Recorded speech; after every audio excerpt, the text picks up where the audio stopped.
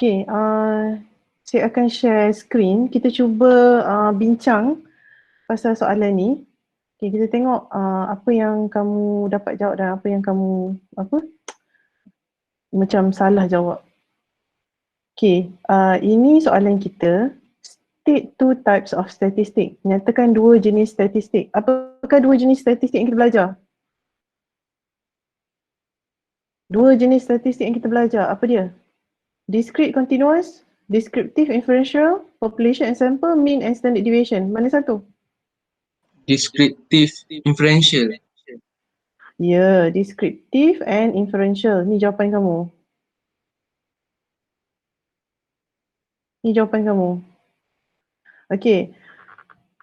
Pemboleh ubah variables whose measurement is done in terms such as weight, height and length are classified as. Pemboleh ubah yang nilai ukurannya adalah dari segi berat, tinggi dan panjang dikelaskan sebagai tinggi, berat dan panjang.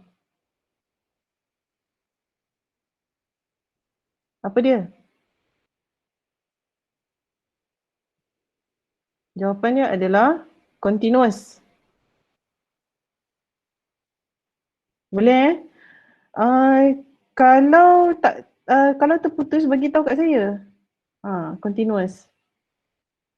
Okay, seterusnya. Assuming there are 10,000 student at KESAS. Okay, ayat ni merujuk kepada, ini populasi ke sampel? Populasi.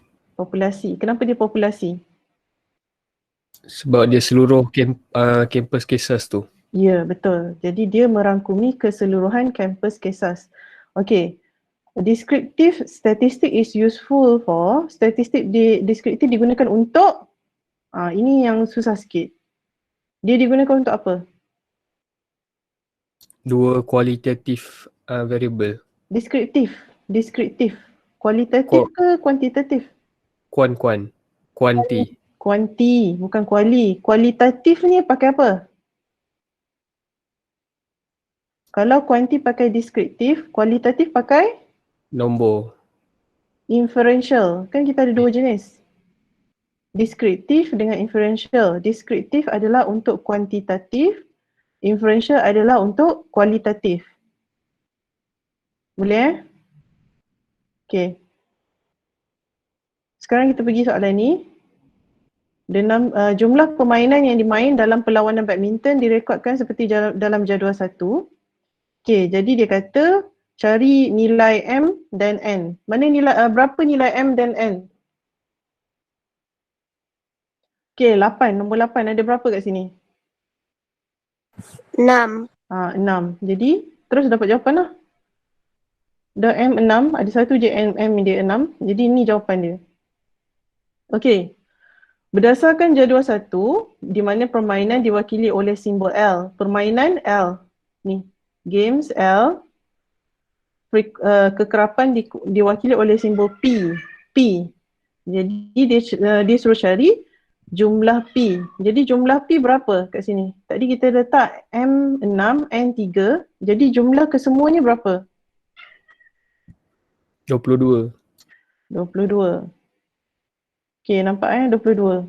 Ada siapa yang ada soalan dekat sini? Semua orang boleh jawab yang ni? Boleh. Okay. Berdasarkan jadual 1, cari nilai L kuasa 2 summation. L kuasa 2 yang mana? L Okay. kuasa...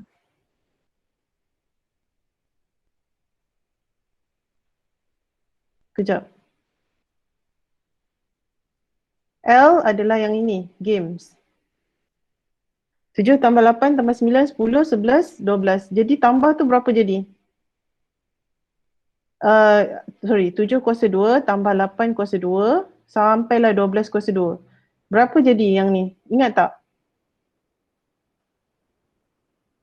Bila kamu kuasa 2 kan ni, jawapan dia akan jadi yang ini. 559. Semua dapat jawapan yang sama tak? Semua dapat jawapan yang sama?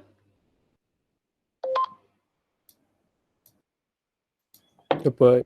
Okey, dan seterusnya bila P kuasa 2, ni frekuensi ni setiap satunya kamu kena kuasa 2 kan dulu sebelum kamu tambah.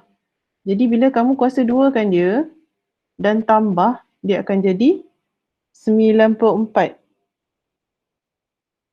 Okey, sekarang dia tanya cari jadual satu darab summation of L darab dengan P kuasa 2.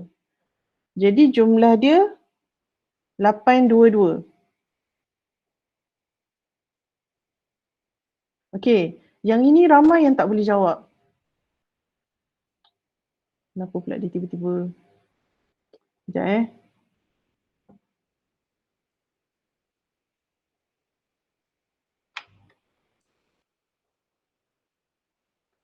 Ni, yang ini.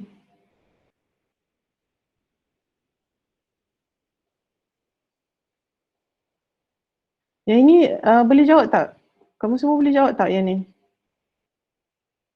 Yang ini, soalan nombor, soalan yang ini. Jawab soalan dalam bentuk senarai di ruang yang disediakan berdasarkan jadual 1, cari kekerapan kumulatif. Soalan ni faham ke tak faham sebenarnya? Faham. Kalau nak cari kekerapan kumulatif dalam jadual ni, kat mana nak cari kekerapan kumulatif ni? Dekat frekuensi. Betul, dekat frekuensi. Jadi frekuensi 4 tambah 6. Jadi yang pertama ni 4 dan 4 tambah 6 yang kedua jadi 10. 6 tambah 4 sini jadi 14.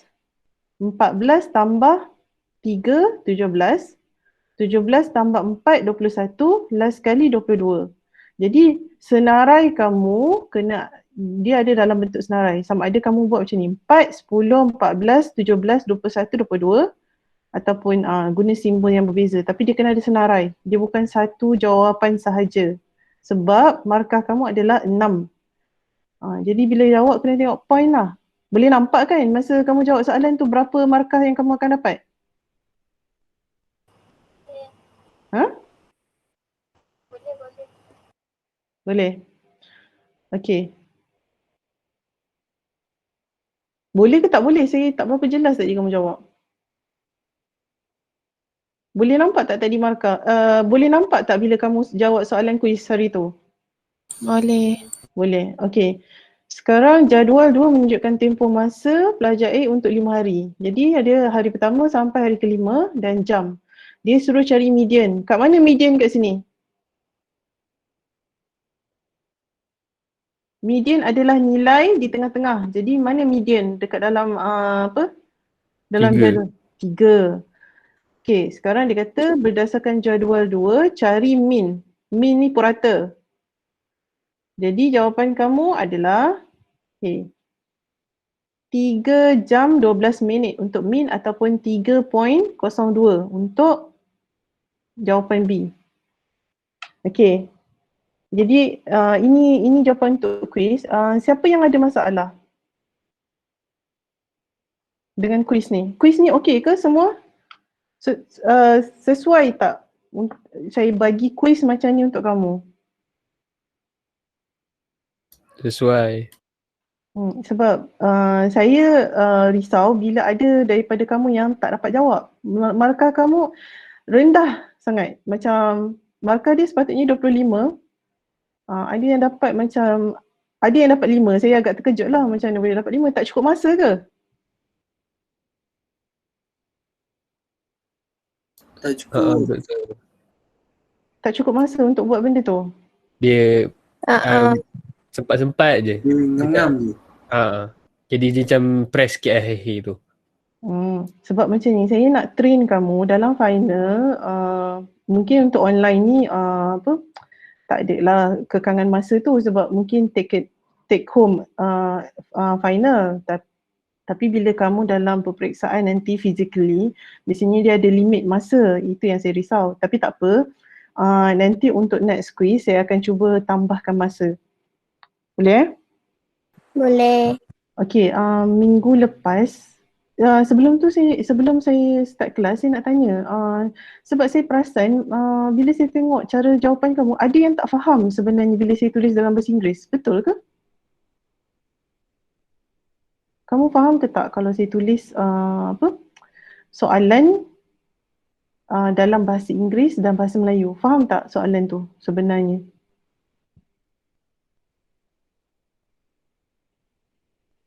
Boleh faham ke tak boleh? Boleh doktor. Boleh? Okey. Kalau boleh tak apa. Okey, minggu lepas kita dah belajar chapter 3, numerical descriptive data. Okey, data deskriptif berangka, tapi kita ada berhenti kat satu bahagian ni. Okey. Kita akan cuba sambung bahagian ni.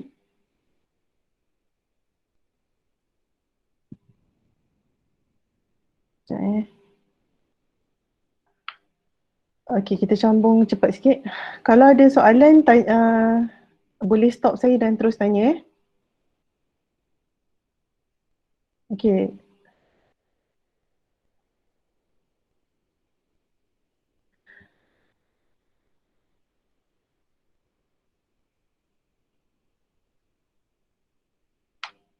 Okey, minggu lepas kita berhenti kat sini, Chebyshev theorem dengan empirical rule. Apa dia Chebyshev theorem dengan empirical rule ni? Chebyshev theorem dengan empirical rule ni kita guna bila kita nak cari bila kita nak selesaikan apa-apa masalah berkaitan dengan standard deviation. Jadi, kenapa kita guna dua jenis rule kat sini, peraturan kat sini adalah kerana Chebyshev theorem ni dia untuk skewed punya graph, empirical rule ni adalah untuk bell-shaped graph. Bell-shaped graph ni adalah graph yang symmetrical. Ingat lagi tak graph yang symmetrical? Apa beza graph yang symmetrical dengan skewed to the left dengan right? Apa beza? Okay. Kalau skewed tu dia kalau skewed dia macam mana? Dia akan lepeh satu tempat. Dia macam turun. Dia akan ada echo kan? Dia akan ada echo macam ni. Sorry. Aduh. Apa? Sekejap. Kalau Chebyshev dia akan ada macam ni. Untuk graf yang macam ni, sama ada skewed to the left ataupun skewed to the right. Untuk empirical, kamu punya graf adalah symmetrical, maksudnya kiri dan kanan kamu sama bentuk, sama bahagian. Jadi kenapa kita guna benda dua ni adalah bila kita nak selesaikan masalah yang berkaitan dengan sisihan piawai, sama ada kita nak cari dalam graf tu data yang terkandung di antara dua atau lebih sisihan piawai untuk Chebyshev ataupun data yang terkandung antara 1 sampai 3 untuk empirical rule. Okay, kita tengok So dia kata for any number k greater than 1, at least 1 minus 1 over k squared of the data value lies within k standard deviation of the mean. Okay, apa maksud dia? K ni kat sini adalah jumlah K ni adalah K ni sebenarnya adalah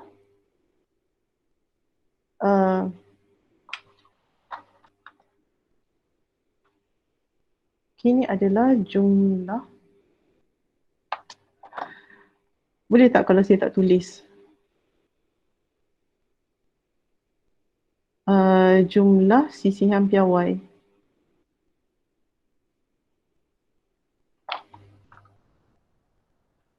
Boleh nampak tak?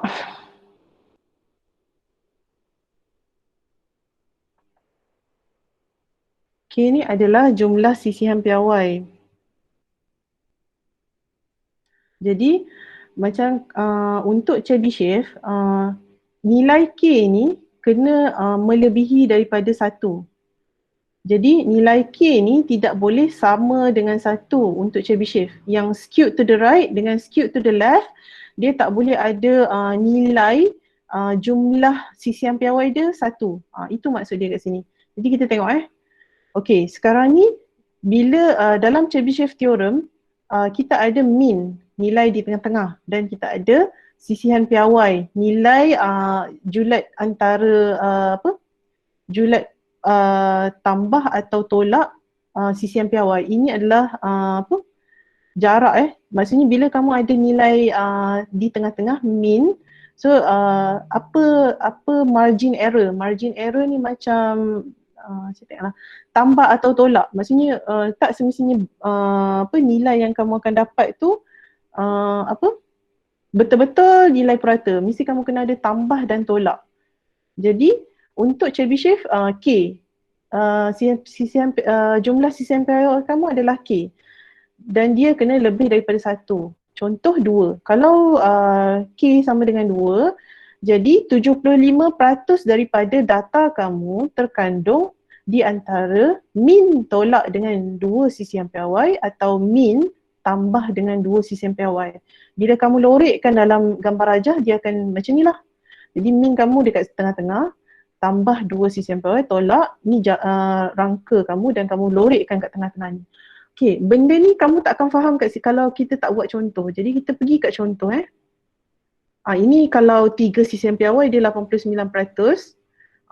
Okay, kita tengok The average systolic blood pressure for 4,000 women who were screened for high blood pressure was found to be 187 with a standard deviation of 2.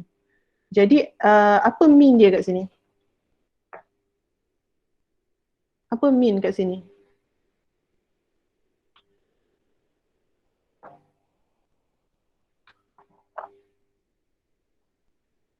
Berapa min?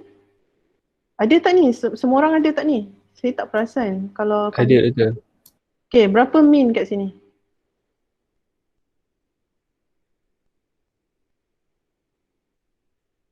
Berapa? Ke mengantuk lagi ni?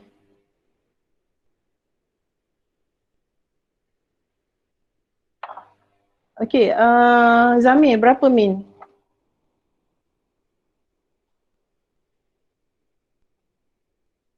Zamir?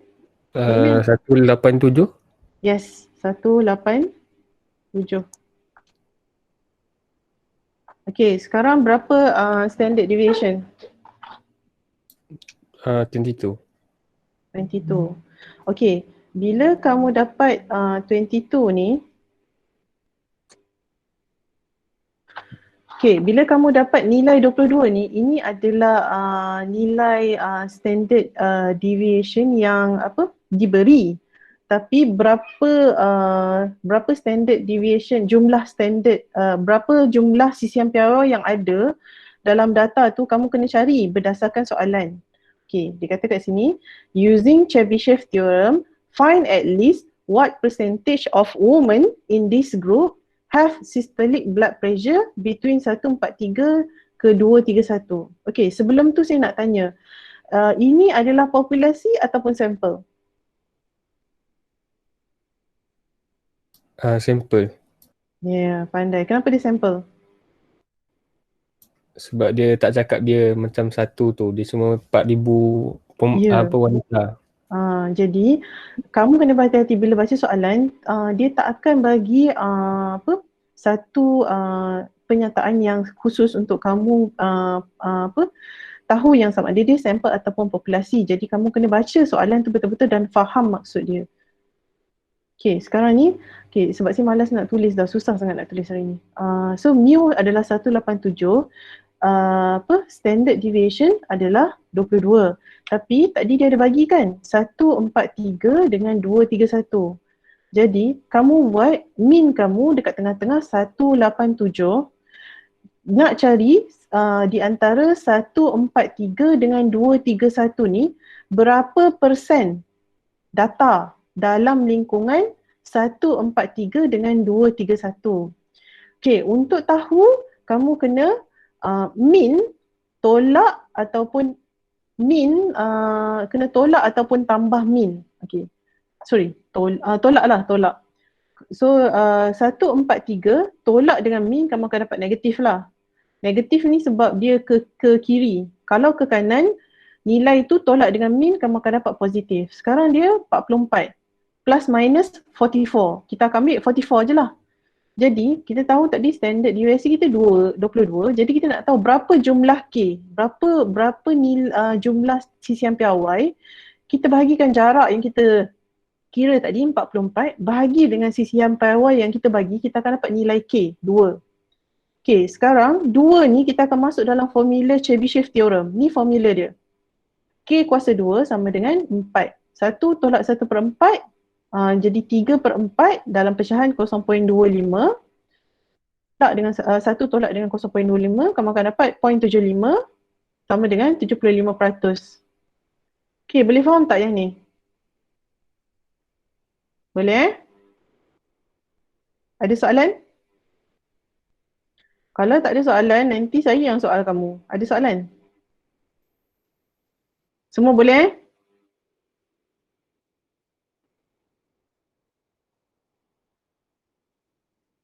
Ada lagi tak?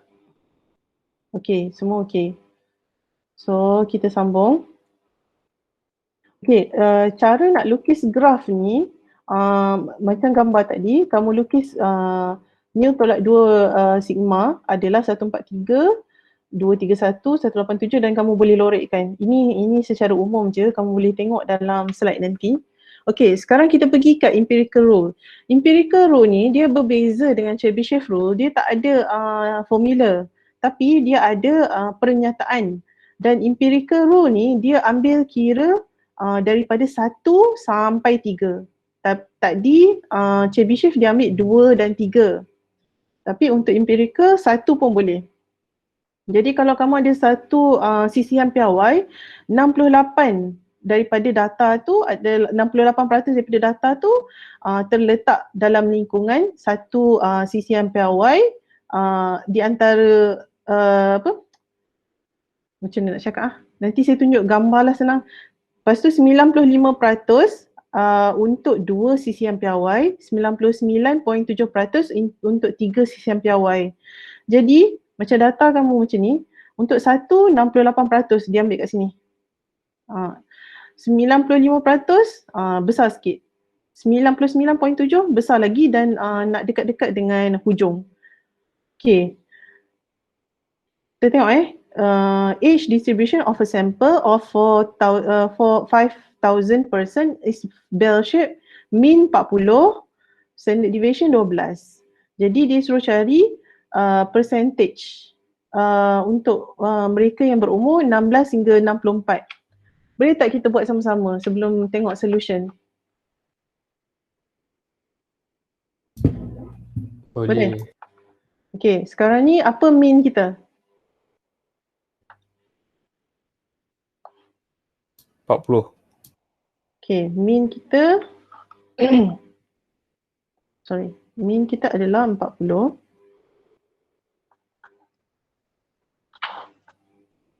Saya tak tahu kenapa dia lagging ni.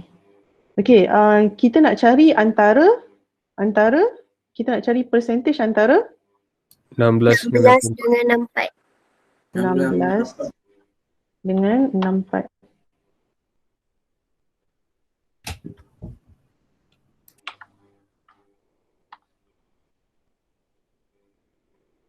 Okay, sekarang ni kalau kita cari jarak 16 tolak 40, berapa kita dapat kat sini?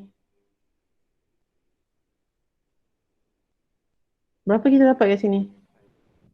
Negatif 16 tolak 24. negatif 24. 24. 64 tolak dengan 40? 24. Jadi sama Sekarang kita ada standard deviation kita 12. Jadi kalau kita nak cari berapa jumlah standard deviation K, kita nak buat macam mana? Macam mana nak cari? Ingat tak macam mana nak cari? Kita ada jarak ni 24 kan? Dan kita ada sisihan piawai kita 12. Jadi macam mana kita nak cari berapa nilai K?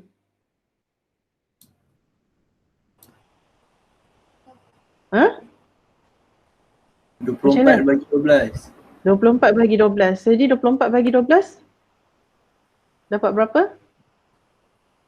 2. Okay, jadi 2 kan? Tadi tengok peraturan dia. Dia kata kalau 2 sisian piawai berapa peratus ni? 95. 95. Jadi kita tengok betul tak? Betul lah. Jadi jawapan kamu 95%. Jadi bila kamu nak lukis, kamu boleh lukis macam ni. Okay, faham ya? Boleh? Boleh. Sekarang kita akan pergi kepada kuartal dengan interkuartal rank, percentile dengan percentile rank. Kuartal ni dia biasanya bila kita nak kita nak analyze, kita nak analisis OGIF graph. Ingat lagi tak OGIF graph macam mana? Dia akan menaik. Dia akan menaik. Macam tu. Jadi, tapi tak semestinya OGIF graph. Dia data yang tanpa OGIF pun boleh. Tapi biasanya kita akan gunakan kuartal ni untuk tunjuk kuartal yang pertama, kuartal yang kedua, kuartal yang ketiga dalam OGIF graph. Okay. Dia adalah 3 summary measures that divide a ranked dataset into 4 equal part. Jadi dia bahagikan dataset tu kepada 4 bahagian yang sama rata. Macam ni dia bahagikan.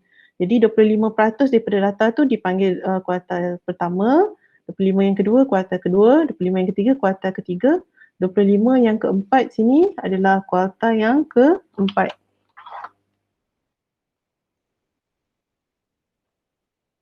Okay, jadi macam mana nak calculate, macam ni kita nak cari interquartile range.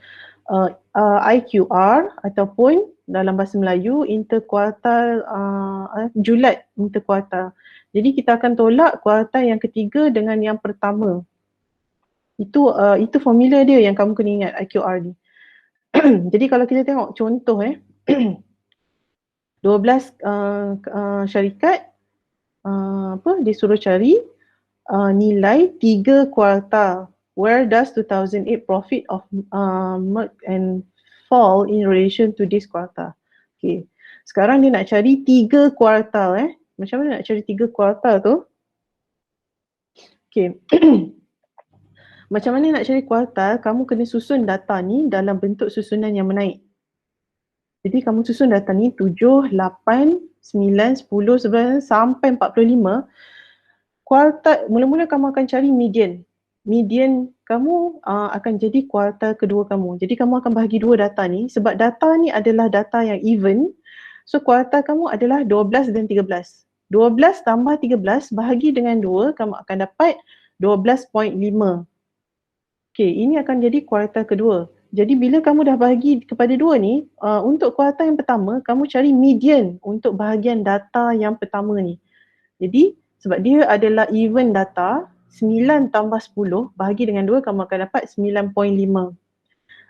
Dan seterusnya, kuartal yang ketiga kat tengah-tengah ni lah, 14 tambah 17 bahagi 2 dapatlah 15.5. Ini adalah kedudukan. Jadi dia kata 2008 profit of Merck and Co. Mana Merck and Co? Merck and Co 8 kan? So 8 kat mana kedudukan dia? Merck and Co 8 tadi dia kata. Jadi 8 ni kedudukan dia kat kuartal yang keberapa? Pertama, kedua atau yes, dia pertama sebab dia bawah daripada 9 point. Yes, okay, boleh Sekarang nak cari interquartile range. Interquartile range, kuartal ketiga tolak kuartal pertama. So kuartal ketiga 15.5 tolak dengan 9.5, kamu akan dapat 6.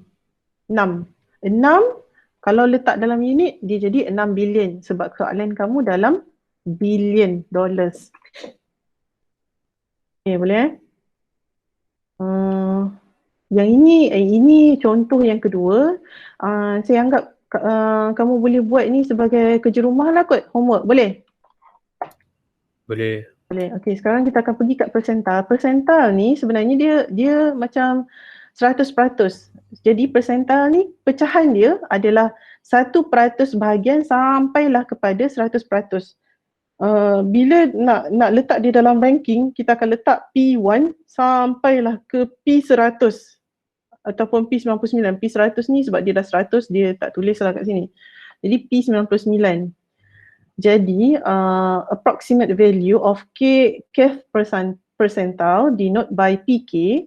Okay, Kn bahagi 100.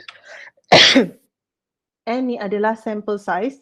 K ni adalah nilai persental. Jadi kita tengok dia nak tahu apa persental yang ke-42 guna jadual yang tadi. Jadi kita susun benda ni, kita tahu nilai data ni adalah 12. Semua sekali jumlah dia 12.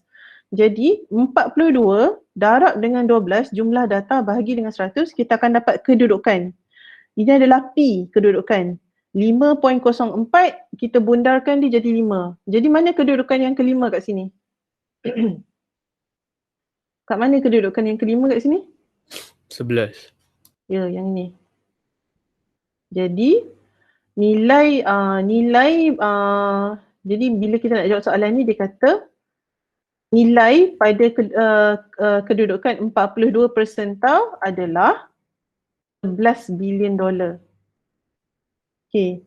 Ini dalam bentuk peratus, biasa sama je. Maksudnya X bahagi dengan total darab dengan 100%. Maksudnya, okay, kita tengok soalan ni. Sama macam tadi, kita guna data tadi. Jadi 14 billion Petrobras. Kita ada 14 billion Petrobras. Dia nak tahu ranking yang ke-14 ni, 14 billion ni. Jadi bila kita susun data, 14 ni jatuh pada kedudukan yang ke-8 daripada 12 kedudukan. Jadi 8 bahagi dengan 12 total kedudukan, darab dengan 100%, kamu akan dapat percentage kamu 66.7. Boleh Boleh? Ada soalan tak kat sini? Tak ada. Okay, sekarang kita akan pergi box and whisker plot. Box and whisker plot ni, macam mana dia nak plot data ni? Okay, contoh dia ada income in thousand of dollar untuk 12 rumah, isi rumah. Jadi ada benda ni, dia suruh buat box and whisker plot. Box and whisker plot ni bentuk dia macam ni. Ni ada kotak dan ada ekor. Dia ada misai, dia panggil misai. Okay, sekarang ni bila dia susun data ni, dia susun data ni, dia akan jadi macam ni. Jadi dia ada 12 data, jadi bila kamu nak cari median, tengah-tengah, 84 tambah 90 bagi 2, ambil yang tengah-tengah ni. Ini adalah kuartal kedua kamu. Jadi nilai kuartal kedua adalah 87. Dan kuartal pertama, bila kamu dah bahagi ni 75 tambah 79 bagi 2. Ni kuartal kedua dan kuartal ketiga. Jadi bila kamu nak cari jarak dia, ada kuartal ketiga tolak kuartal pertama, kamu akan dapat 24. Kamu kena buat pengiraan ni dulu untuk dapatkan macam mana nak plot box and whisker tu. Kamu kena cari daripada IQR tu 1.5 darab dengan IQR, maksudnya darab dengan 24, jadi 36. Lepas tu ini inner fence dengan upper fence ni, lower inner fence dengan lower upper fence ni adalah misai dia. Kat mana misai dia? Jadi kamu kena tambah kuartal dengan 1/5 daripada IQR, 36 kan? So kuartal pertama tolak dengan 36, 41. Kuartal ketiga tambah 36 jadi 137. Jadi ni kedudukan misai kamu kat atas dengan kat bawah dia. Jadi kita tahu nilai yang paling kecil adalah 69, nilai yang paling besar adalah 144. Sorry. Apa dia kata 112 Sepatutnya 144. Two inner fence. Largest value.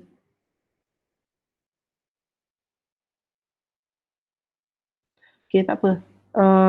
Kita buat je. Okay, sekarang ni first quartile, tadi kamu dah dapat first quartile 77, third quartile 101. Dan kamu ada median 101, 77. Okay. Sekarang ni smallest value within two inner fence. Tadi kamu dapat 69. Kenapa dia 69?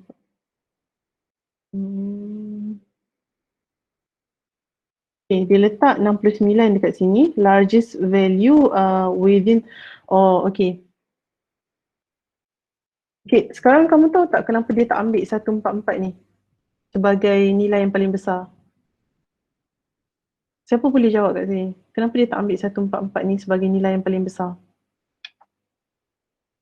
Outlier.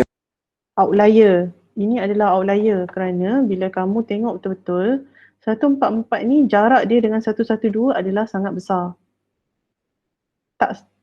Jarak dia lagi besar daripada antara 144 dengan 122. Jadi dia jadikan 144 ni sebagai outlier. Jadi sebab tu dia letak largest value between two inner fence sebagai 112. Jadi dia letak outlier dan dia letak ni sebagai tu. Ini cara dia, cara nak bina box and whisker plot yang melibatkan outlier. Tapi kalau tak melibatkan outlier pun macam ni juga. Maksudnya tak ada outlier lah. Largest value kamu adalah largest value without outliers. Okay, boleh ada soalan tak kat sini?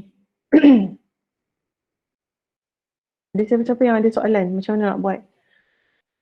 Macam mana nak buat box and whisker plot? So, kita dah habis untuk apa? Untuk chapter ketiga.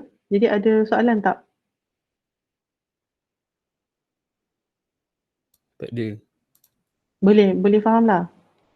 Lepas ni kalau ada quiz lagi boleh jawab lah. Boleh? InsyaAllah boleh. Okay, kita ada next lecture tapi kita rehat dulu dalam 10 minit boleh? Boleh doktor. Nak rehat ke nak sambung? Rehat. Okay, kita rehat 10 minit. 9.35 kita sambung balik Jangan tak masuk pula Jumpa nanti.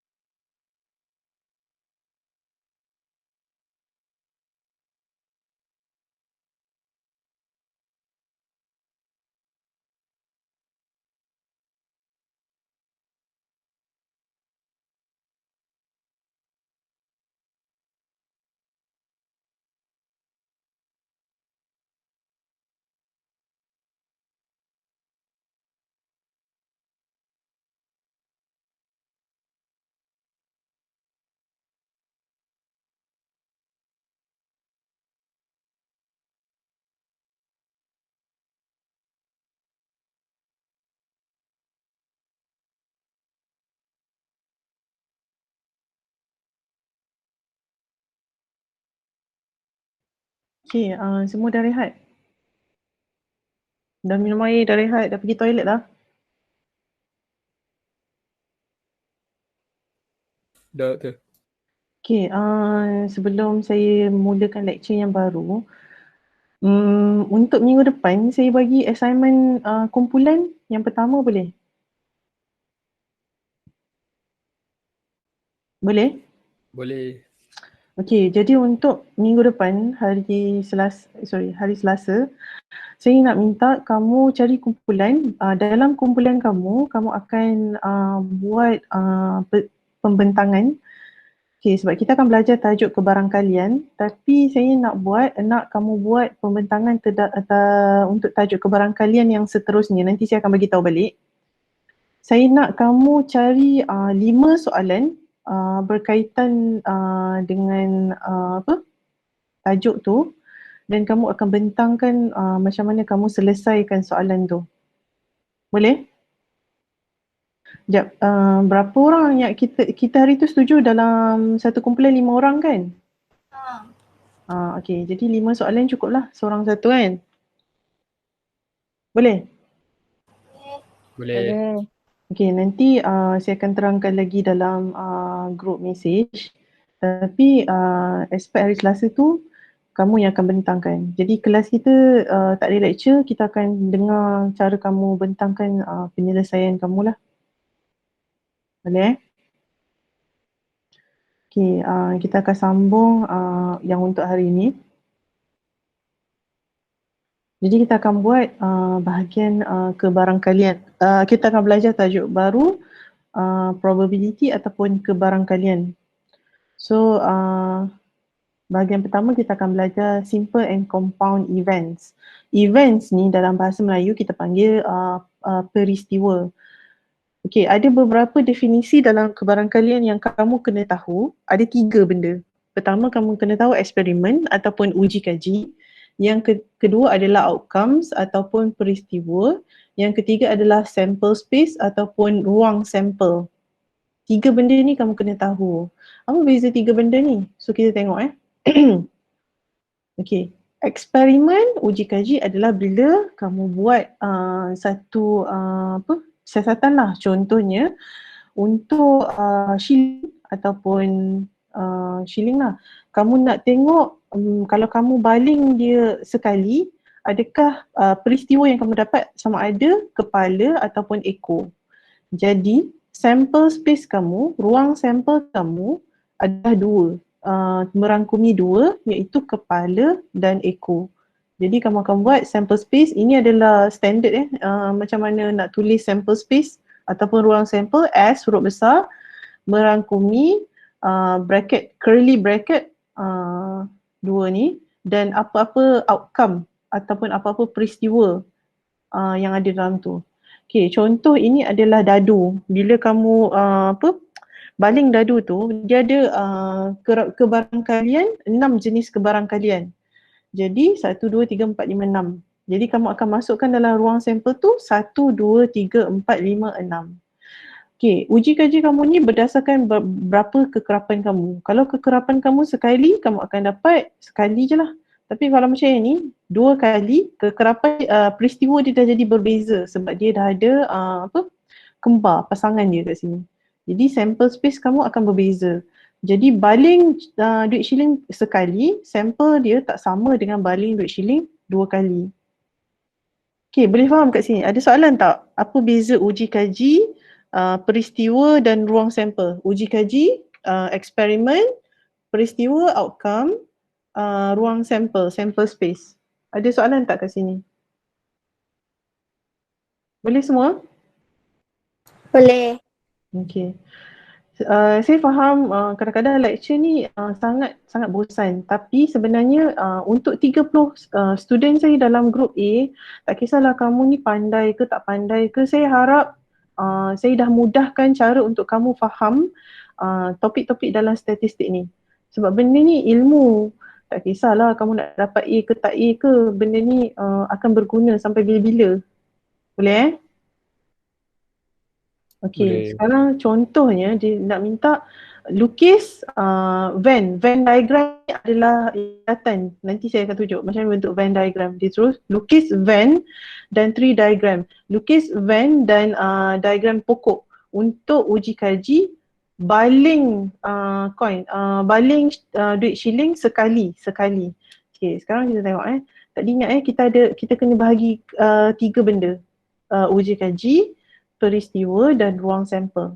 So sekarang, kalau dalam bentuk Venn diagram dia macam ni. Kamu kena buat sampel, ni S ni adalah sampel, ni ruang sampel kamu biasanya kita akan lukis dalam bentuk 4 segi dan sebab dia hanya sekali, so kita ada head dengan tail. So kita buat head, kepala, tail, ekor. Jadi ini adalah cara kita lukis Venn diagram. Dan cara kita nak tulis lukis tree diagram, maksudnya kamu akan pecahkan kepada 2 peristiwa, iaitu head dengan tail, kamu akan tulis H dengan T dekat sini. Boleh Ada soalan tak untuk apa beza Venn dengan tree diagram? Pernah tengok tak Venn dengan tree diagram ni sebenarnya? Pernah? Pernah. So boleh faham Okay. Kalau boleh faham bagus. So kita tengok yang kedua, draw the Venn and tree diagram for experiment of tossing a coin twice. Macam mana lukis Venn diagram untuk baling duit shilling tu 2 kali sebab dia dah ada pasangan ni. Okay, kita tengok Kalau Venn diagram, dia sekarang ni dia dah jadi 4 sebab dia dah ada 4. Dalam jadual tadi outcome dia ada 4.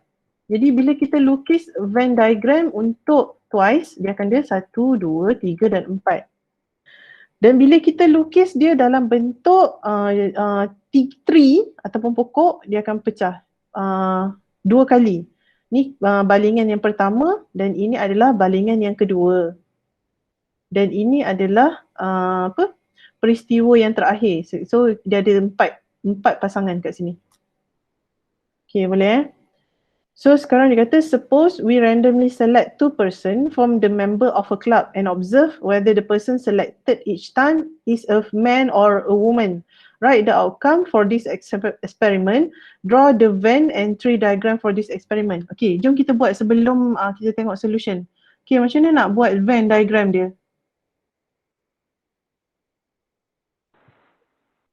Macam mana nak buat Venn diagram? Buat huruf S. kotak sampel.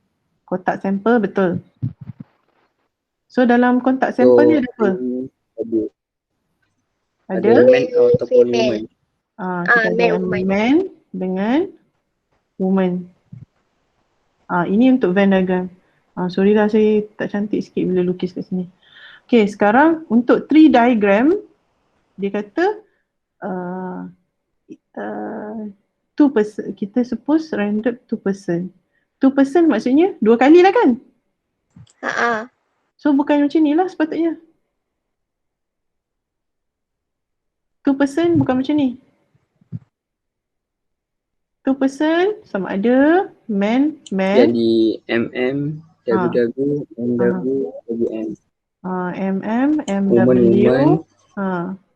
Man, woman, woman, man. Okay. Sebab tu kena baca betul-betul soalan. Silap sikit je terus tak dapat markah. Okay, sekarang kalau kita bagi dia kepada diagram, dia akan jadi 1 man, 1 woman dan kita akan bahagikan dia kepada 2. Man dan woman. Sama juga. Man dan woman. Okay, tengok betul tak dia buat? Ni dia buat dan ini pun dia buat. So dia ada outcome dia. Tadi saya lupa nak tulis outcome dia. Kita akan tulis kat sini outcome ataupun peristiwa yang terakhir. MM, MW, WM dengan WW. Okay, boleh Sekarang kita pergi dekat simple and compound event. Simple and compound event ni apa? Event ni adalah peristiwa sebenarnya. Dalam bahasa Melayu dia tak ada plural atau singular. Kalau kita cakap peristiwa, plural pun banyak pun kita cakap peristiwa. Jadi compound ni adalah majmuk. Pernah dengar tak peristiwa majmuk? Nah. Sekejap Boleh tak saya tutup? Saya tutup kamera sekejap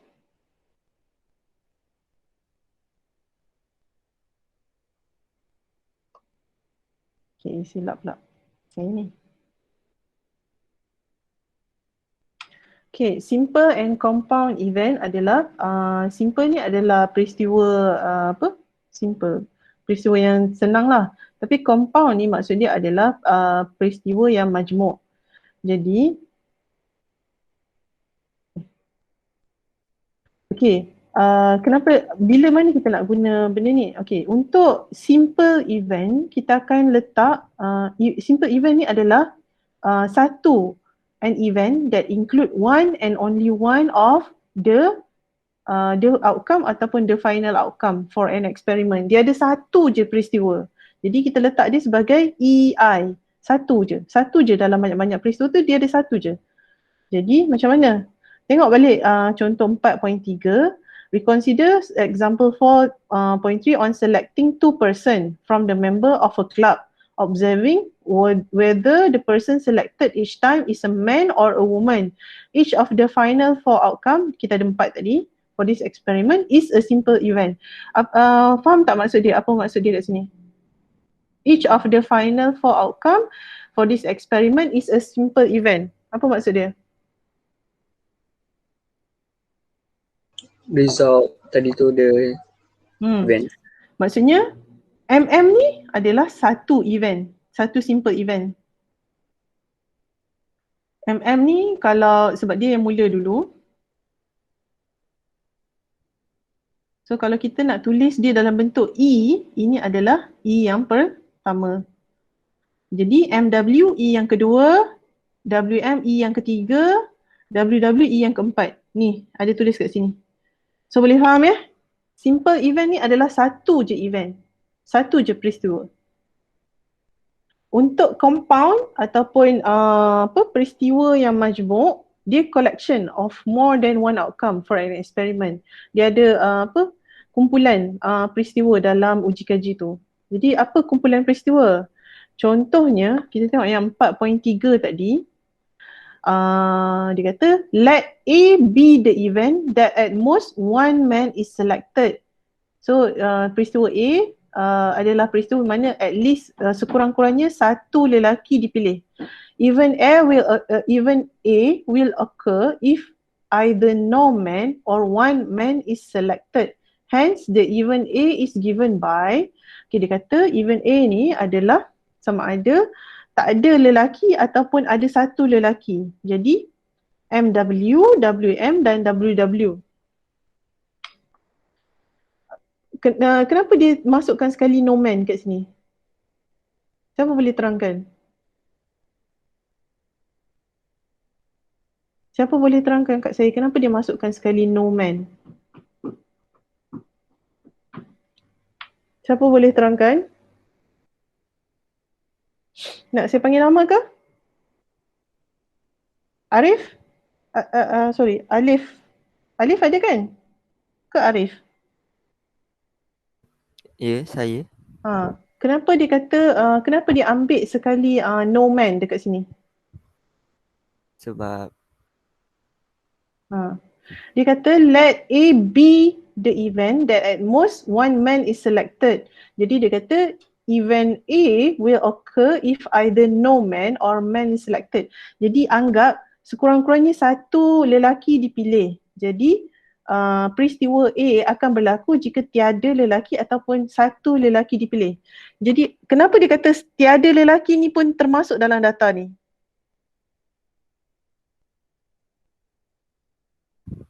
sebab dia ada dalam event A tu. Event A tu dia cakap apa peraturan dia? Dia ada lelaki. Sekurang-kurangnya, at most, at most ni paling banyak, at most ni dalam bahasa Melayu adalah paling banyak adalah satu lelaki, bukan sekurang-kurangnya. Paling maksimum adalah satu. Jadi bawah pada satu, kosong pun termasuk. Itu maksud dia, sebab tu dia ambil no man. Boleh faham ya? Boleh. Jadi bila baca soalan, baca betul-betul untuk kamu fahamkan. Jadi sebab tu dia ambil macam ni. Jadi disebabkan because event A contain more than one outcome, it is compound event. Jadi macam ni nak buat Venn diagram. Sorry. Bila nak buat Venn diagram untuk event A sahaja, dia akan buat dalam sampel kotak sampel tu, dia akan buat event A 3 ni dan yang ni kat luar daripada event A. Itu cara dia. Jadi untuk contoh yang seterusnya ni saya minta kamu buat sendiri. Nanti kalau ada apa-apa soalan kamu boleh tanya saya. Kita akan pergi seterusnya. Okey. Mengira kebarangkalian ataupun calculating probability. So kita ada two properties of probability, three conceptual approach to probability. Kita ada classic probability, kebarangkalian klasik, relative frequency concept of probability,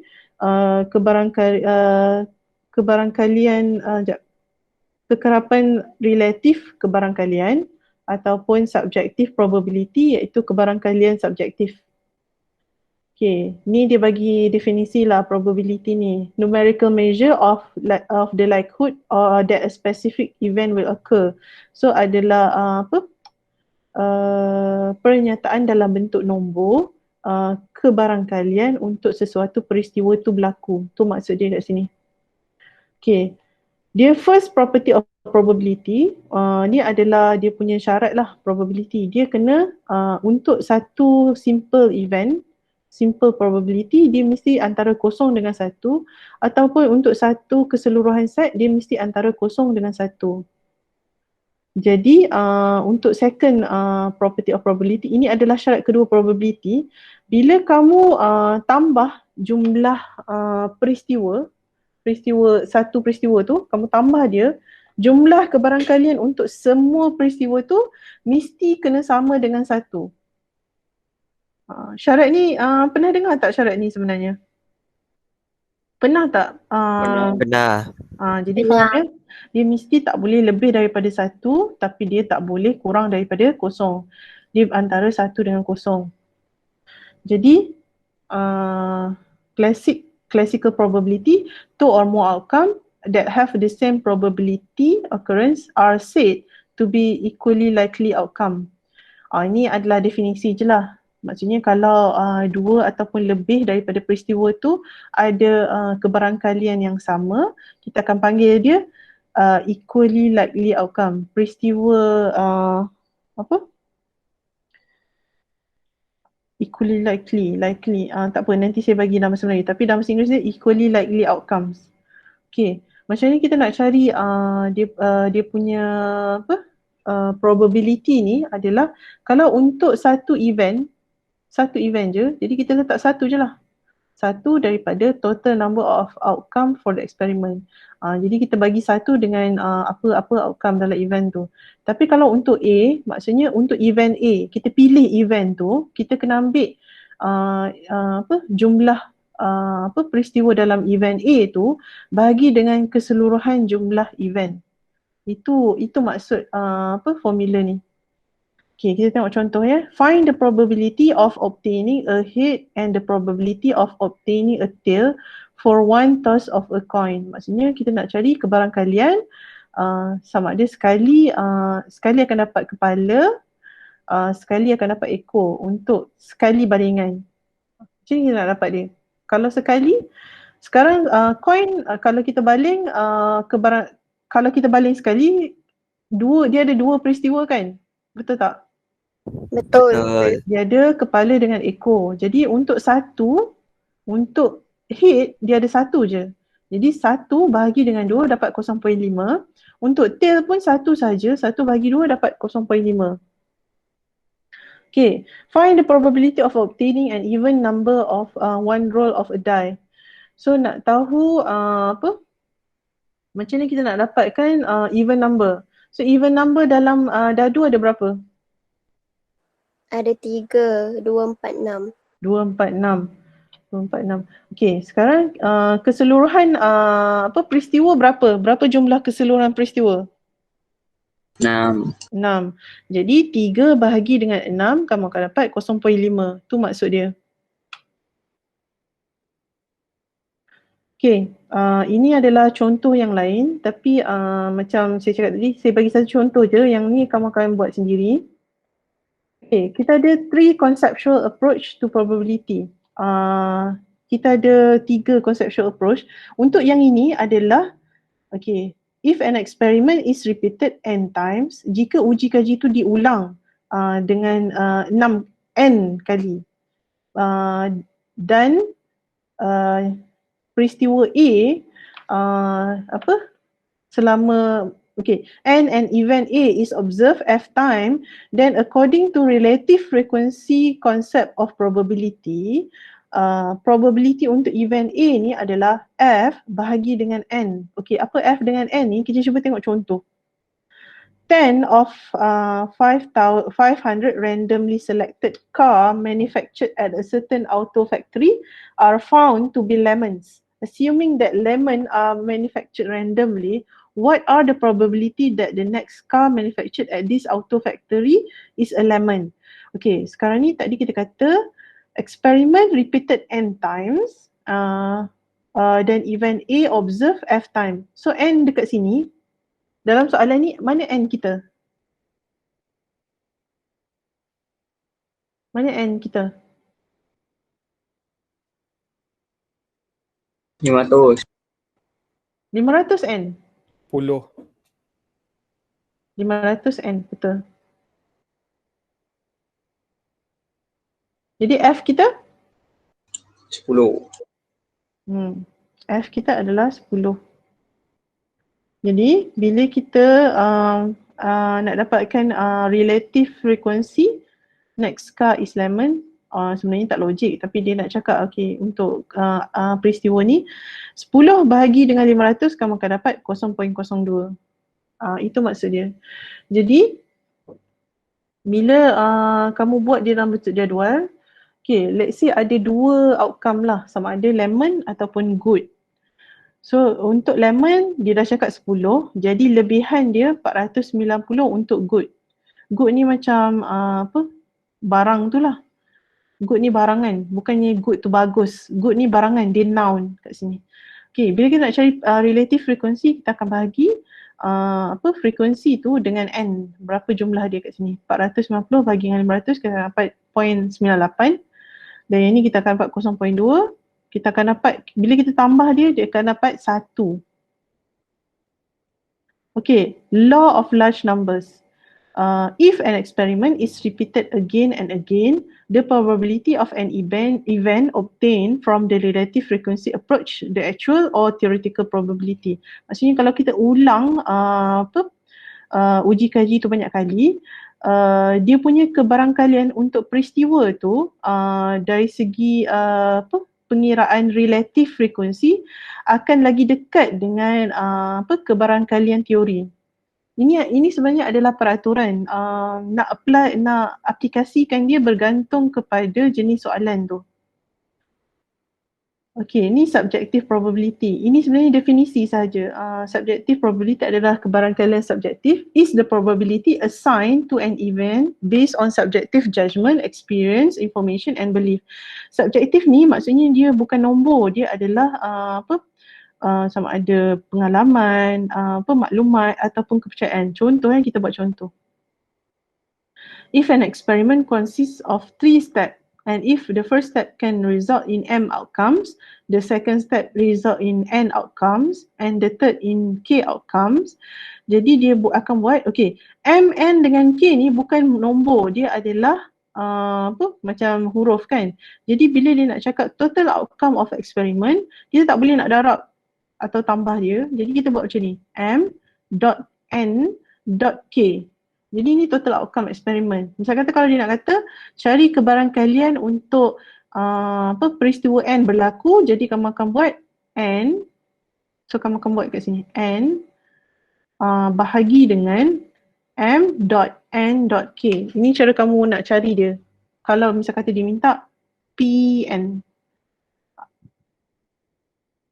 Okay, boleh?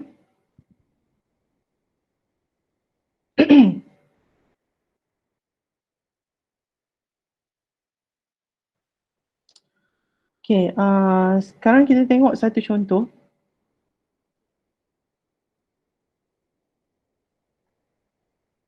Okay, suppose we toss a coin 3 times. This experiment has 3 steps. The first toss, the second toss, and the third toss. Each step has 2 outcomes, a head and a tail. So untuk satu balingan, dia ada 2 peristiwa. So sini 2, sini 2, sini 2. Jadi bila kita nak kirakan dia, 2 darab dengan 2, darab dengan 2, kita akan dapat 8. Jadi kita akan dapat 8 peristiwa dalam eksperimen ni. Okay. Bagi saya rehat 5 minit sekejap. Nanti kita sambung lagi boleh tak? Ada Boleh. lagi tak? Kita sambung balik 10:05 minit. Saya minum air sekejap. Ya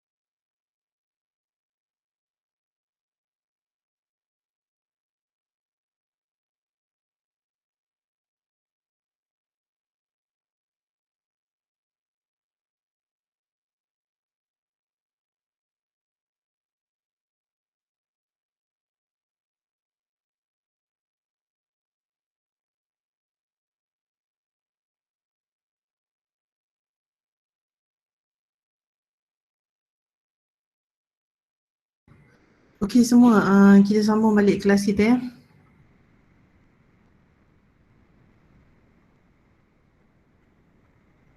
Okey, tadi kita bercakap tentang counting rule to find total outcomes. Jadi kita kira dia berapa untuk dapatkan peristiwa, jumlah peristiwa tu. Jadi untuk soalan ni 2 darab dengan 2 darab dengan 2 dapat 8. Okey, kita tengok contoh lain. A prospective car buyer can choose between a fixed and a variable interest rate and can also choose a payment period of 36 months, 48 months or 16 months. How many total outcome are possible? Okay, jom kita try buat. So kita ada prospective car buyer, sama ada dia boleh choose fixed ataupun variable. Fixed ataupun variable ni adalah dua peristiwa, betul kan? Dan dia boleh choose, can choose a payment period, tempoh bayaran 36, 48 dengan 60. Jadi berapa peristiwa kat sini? Berapa peristiwa untuk payment period? 6. Okey, 6 tu jumlah keseluruhan kan?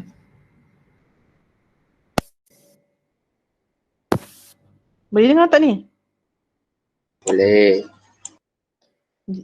Okey, sekarang untuk payment period sahaja berapa? Darab dengan berapa? 3. Jadi sebab tu kamu dapat 6. 2 darab 3, kamu akan dapat dengan 6. Itu maksud counting rule.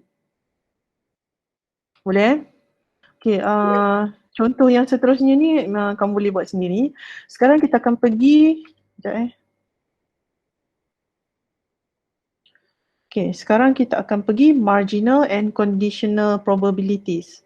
So suppose all 100 employees of a company were asked whether they are in favor of or against paying high salaries to CEOs of US company. Table 4.3 give a two-way classification of response of these 100 employees. So kita ada respon untuk 100 pekerja, sama ada gaji CEO ni kita boleh bayar tinggi ataupun tidak. Okay, sekarang dia bahagikan kepada 2, iaitu jantina, dia bahagikan kepada 4 sebenarnya. Yang pertama dari segi jantina, maksudnya lelaki ataupun perempuan yang bersetuju dan yang tidak bersetuju. Jadi dia ada two-way classification of employee response. So dia ada 2 cara. Ni klasifikasi yang pertama, setuju ataupun tidak setuju. Klasifikasi yang kedua, lelaki ataupun perempuan, jantina. Jadi bila kita nak kira, okey, dari segi in favor ataupun yang setuju, kita akan tambah inilah menegak macam ni. Yang tak setuju menegak. Untuk yang jumlah lelaki dalam jumlah lelaki dalam sampel adalah 60, jumlah perempuan 40, jadi kita akan totalkan dia dapat 100. Okay, so marginal probability. Marginal probability is the probability of a single event without consideration of any other event. Dia adalah kebarangkalian untuk satu peristiwa tanpa mengambil kira peristiwa-peristiwa yang lain. Marginal probability is also called simple probability. Jadi dia dipanggil simple probability. Kebarangkalian mudah lah. Jadi contoh kalau kita nak kira kebarangkalian untuk lelaki, so total adalah 60. Untuk lelaki sahaja adalah 60. Kita akan bagi kepada jumlah keseluruhan sampel 100. So 60 bagi 100 kita dapat kebarangkalian dia 0.6. Untuk wanita 40 bagi dengan 100, 0.4. Untuk bersetuju pula, kenapa kita ambil yang 100? Kenapa kita ambil 19 per dengan 100? Siapa tahu? Siapa boleh jawab ni?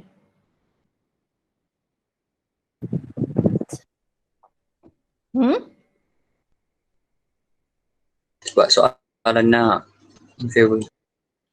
Sebab 19 tambah 81 masih lagi 100, betul tak? Betul. 19 tambah 81 masih lagi 100 dan memang sampel kita adalah 100 pekerja. Saja je saya nak tengok kamu tidur ke tak. Okay, semua tidur ke ni? Tak ada. Tak. Bagus. Saya nak kalau boleh saya rasa mungkin tak mampu tapi saya nak sangat 30 pelajar saya semua atas pada 50. Sekurang-kurangnya B.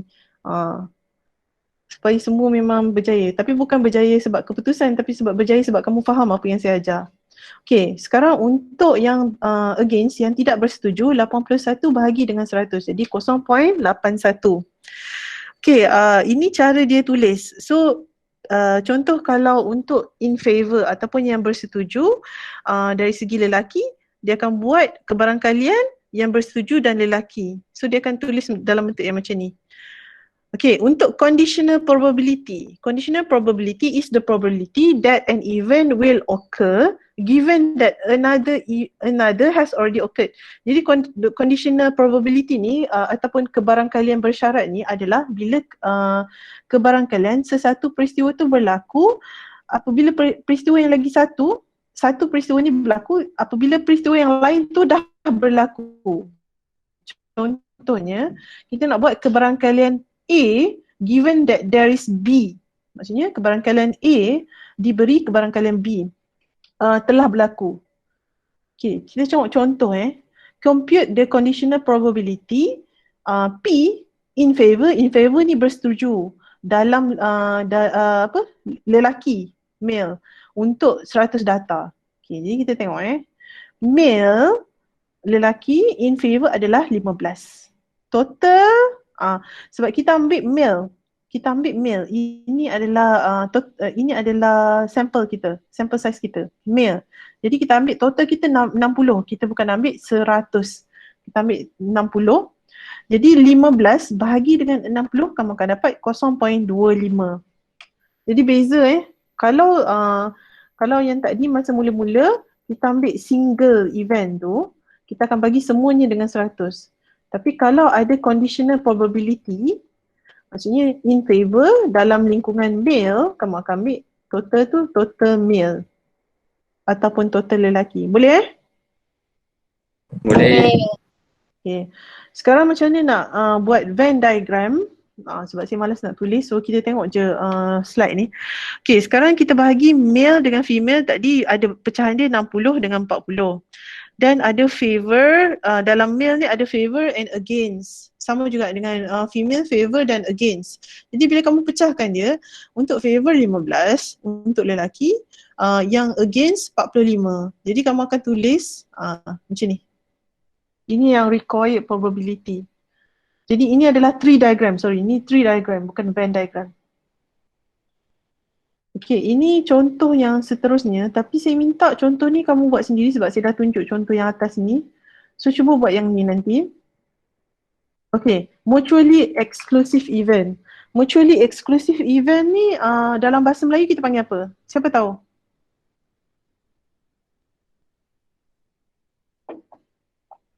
Siapa tahu dalam bahasa Melayu kita panggil apa? Mutually exclusive event.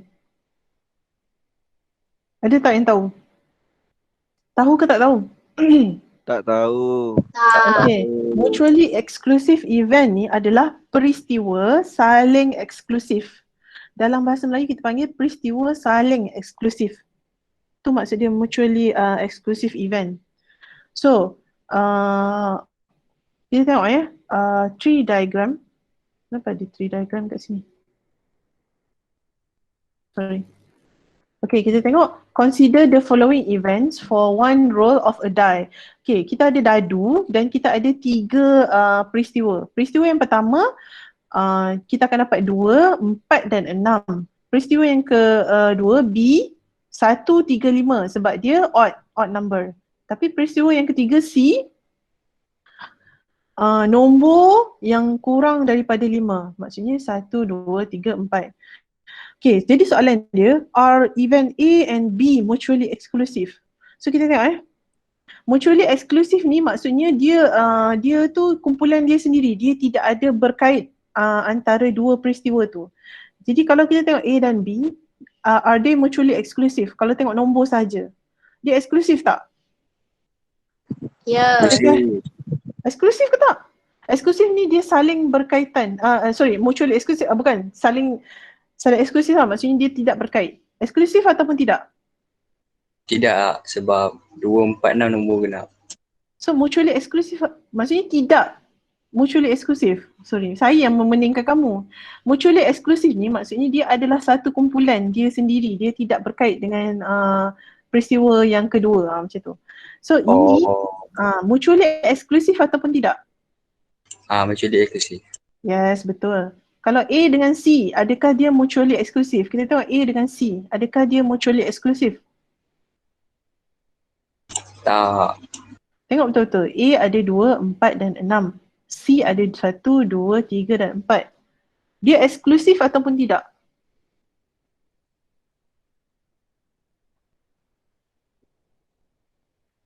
Tidak lah kan? Tak eksklusif lah kan? Betul lah kan? Saya dah memeningkan kamu. Betul tak? Pening. Pening? Okay, cik. Saya yang silap. Okay, mutually exclusive ni maksud dia, okay, saya kena tulis lah. Saya kena lukis sebenarnya. Saya sendiri pun pening. Bila kamu ada sampel, kotak sampel, mutually exclusive ni dia tidak bersilang. Dia ada, ini maksudnya ini contoh, ini kumpulan A, ini adalah kumpulan B. Jadi ini dipanggil mutually exclusive. Jadi contoh A dengan B ni, dia tidak ada nombor dalam sampel ni yang sama, betul kan? Ya. Jadi Betul. A dengan B ni betul lah dia mutually exclusive. Tapi untuk A dengan C, dia tanya adakah mutually exclusive? A dengan C, ada tak nombor yang sama? Ada 2. 2. Lagi satu? 4. 4. Jadi dia tidak. 4. Jadi untuk jawapan yang ini, jawapan dia adalah No. yes. Saya yang memeningkan kamu. Okey lah, maksudnya semua dah bangun. Okay, untuk bila kita nak lukis Venn diagram, untuk yang mutually exclusive, dia macam ni.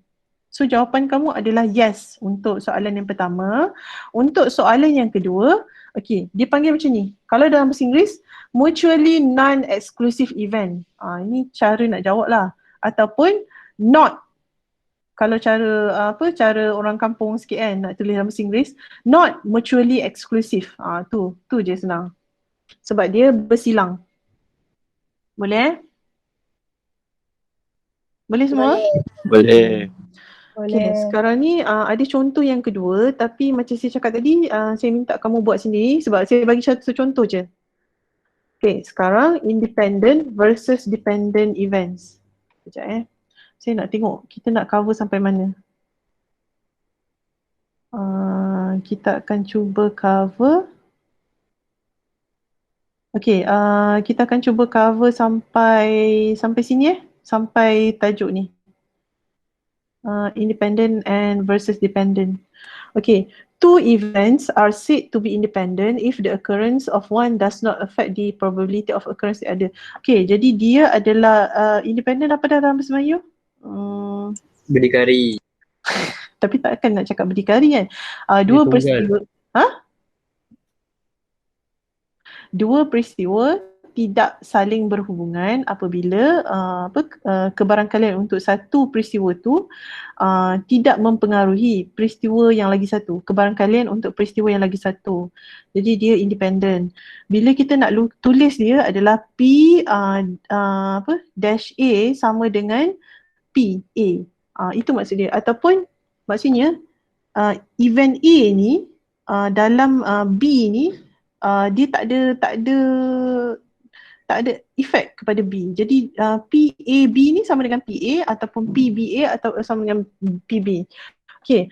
Apa maksud dia kat sini? Sekejap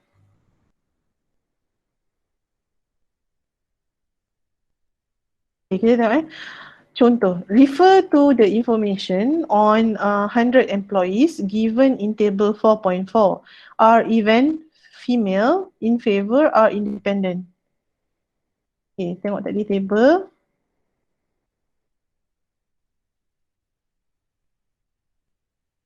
Okay. Female in favor, dia independent tak? 4 daripada 40. PF, PA. Okay, macam ni kita nak tahu.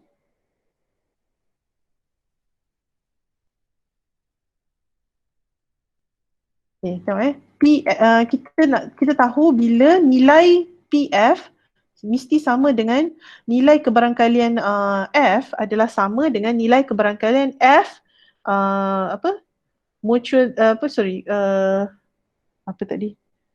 compound dengan A. Okay, so kita cari PF tadi 40 bahagi dengan 100, kita akan dapat 0.4. PFA 4 bahagi dengan 19, 0.2. 0.2 tak sama dengan 0.4. Jadi dia tak sama. Jadi dua peristiwa ni adalah dependent. Okey, ada soalan tak kat sini? Boleh faham? Boleh faham tak? Tak. Okey, dia macam ni.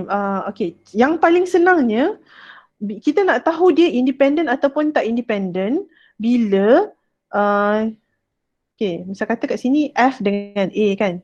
Sekarang kita nak cari macam mana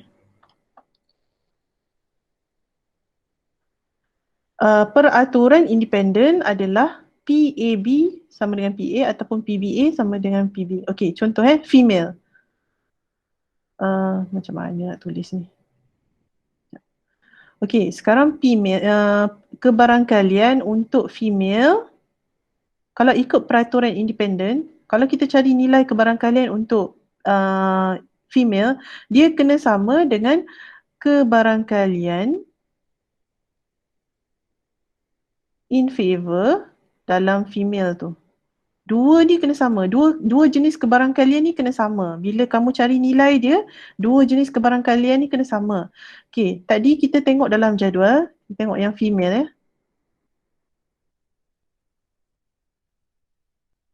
Sekejap, bila tengok macam ni dia pening, saya buka dua kali lah.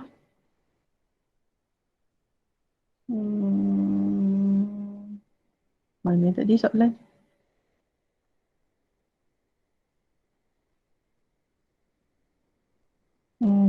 Kejap saya cuba buka sekali lagi.